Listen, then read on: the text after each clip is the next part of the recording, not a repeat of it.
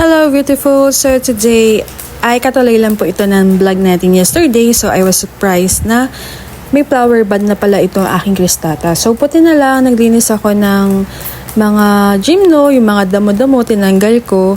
So ayun. So this is, alam ko, daydream to kinross pollinate. So ayan, ang ganda niya oh. So na-dry up lang yung gilid niya.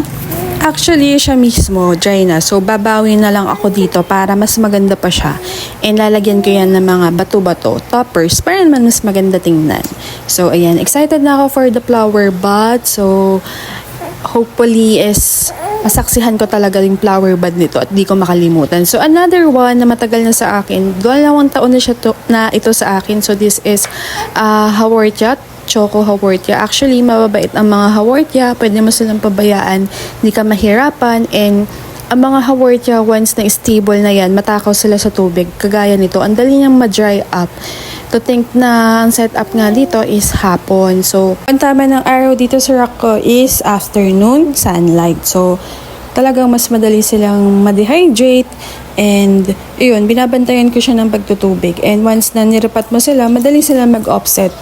Oo, ayan. Ang ganda niya. O, talagang galit na galit ang pagka-choco niya. So, dito, inaayos ko kasi, tapos may kulang na pot. Sabi ko, nasan kaya ako yung kulang na pot dito? Kasi, may nangangialam nga ng ayos ng gymno ko. So, alam ko kasi yung ayos niya. So, sabi ko, mayroong kulang dito eh. Tapos, ayun, nakita ko sa ilalim. Kinakalawang na yung rack ko. Ayan.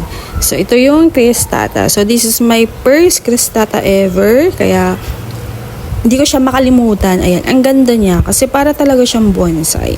And this is Daydream Crested Gymnocalcium. So, ayan, 2 heads siya.